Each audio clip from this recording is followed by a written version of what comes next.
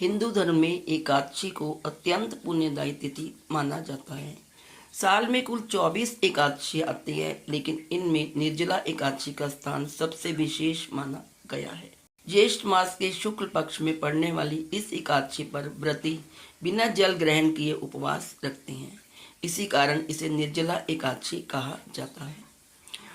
मान्यता है कि जो लोग पूरे साल एकादशियों का व्रत नहीं कर पाते हैं, वो अगर पूरी श्रद्धा के साथ निर्जला एकादशी का व्रत करें तो उन्हें सभी 24 एकादशियों के समान पुण्य प्राप्त हो सकता है। इस निर्जला एकादशी पर बहुत सारे शुभ संयोग भी आ रहे हैं। हेलो फ्रेंड्स, कैसे हैं आप सब। स्वागत है आपका आपके अपने चैनल अजब गजब संसार में। दोस्तों, निर्जला एकादशी का व्रत बहुत ही कठिन व्रत होता है। निर्जला मीन्स बिना जल के। तो इस वर्ष 2026 में यह व्रत 24 जून से आरंभ होगा और 25 की रात को जो एकादशी तिथि है वो समाप्त हो जाएगी। आइए आप जानते हैं इस वीडियो में निर्जला एकादशी का शुभ मुहूर्त, इसकी पूजा विधि, महत्व तथा इसकी पौराणिक कथा। सबसे पहले जानेंगे निर्जला एकादशी की शुभ तिथि तथा शुभ मुहूर्त। पंचांग के अनुसार ज्येष्ठ मास के शुक्ल पक्ष की एकादशी तिथि 24 जून 2026 को रात 8:09 से आरंभ होगी और 25 जून 2026 को रात 9:14 पर समाप्त हो जाएगी। उदय तिथि के आधार पर निर्जला एकादशी का व्रत 25 जून 2026 को यानी बृहस्पतिवार को रखा जाएगा। निर्जला एकादशी पर 4 मुख्य संयोग बन रहे हैं। 25 जून को शिव योग, रवि योग और सिद्ध योग का निर्माण हो रहा है। और इसके अलावा चौथा और सबसे महत्वपूर्ण संयोग ये है कि निर्जला एकादशी गुरुवार को पड़ रही है। गुरुवार भगवान विष्णु को समर्पित माना जाता है और एकादशी व्रत भी विष्णु आराधना के लिए विशेष माना जाता है। ऐसे में यह दुर्लभ मेल व्रत के महत्व को और भी बढ़ाने वाला माना जा रहा है। निर्जला एकादशी के दिन जहाँ कई शुभ योग बन रहे हैं, वहीं भद्रा का प्रभाव भी रहेगा। पंचांग के अनुसार भद्रा सुबह 7:08 से शुरू होकर रात 8:09 तक रहेगी। हालांकि ज्योतिष विद्वानों के अनुसार इस दिन भद्रा पाताल लोक में रहेगी, इसलिए व्रत पूजन और भगवान विष्णु की आराधना में किसी प्रकार की भी बाधा नहीं मानी जाएगी। आइए अब जानते हैं व्रत पारण का समय क्या है। निर्जला एकादशी का व्रत रखने वाले श्रद्धालु द्वादशी तिथि पर पारण करेंगे। साल की सबसे बड़ी निर्जला एकादशी के व्रत का पारण 26 जून को किया जाएगा। पारण का शुभ समय सुबह 5:25 से सुबह 8:13 तक निर्धारित किया गया है। इस अवधि में विधि पूर्वक व्रत खोलना शुभ माना जाएगा। निर्जला एकादशी को भीमसेनी एकादशी भी कहा जाता है। यह भगवान विष्णु को समर्पित वर्ष की सबसे महत्वपूर्ण एकादशियों में से एक मानी जाती है। आइए अब जानते हैं निर्जला एकादशी की पूजा विधि। इस दिन सूर्योदय से पहले उठकर स्नान करें और व्रत का संकल्प लें।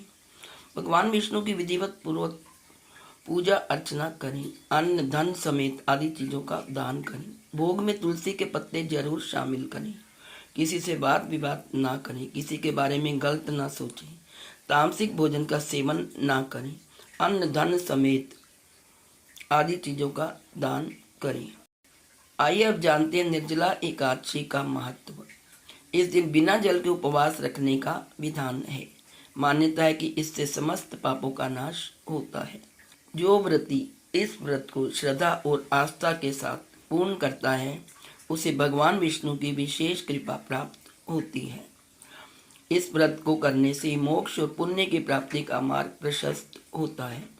जो लोग वर्ष भर सभी एकादशी नहीं रख पाते, वे निर्जला एकादशी का व्रत करने से सभी एकादशियों का फल प्राप्त कर सकते हैं। इस दिन मंदिर या गरीब लोगों में अन्न, धन समेत चीजों का दान करना चाहिए। इससे धन लाभ के योग बनते हैं, साथ ही सुख समृद्धि में वृद्धि होती है।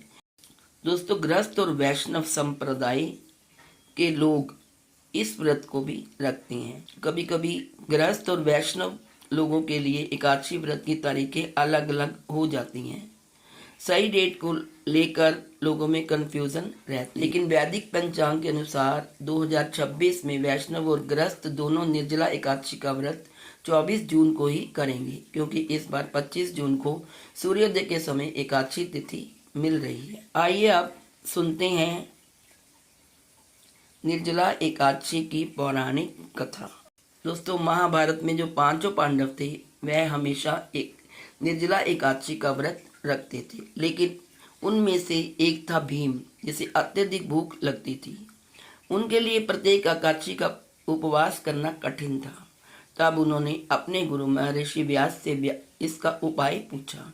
महर्षि व्यास ने कहा कि यदि वे ज्येष्ठ शुक्ल पक्ष की निर्जला एकादशी का व्रत पूर्ण श्रद्धा से करें और उस दिन जल तक ग्रहण न करें तो उन्हें सभी एकादशियों के व्रत का फल प्राप्त होगा।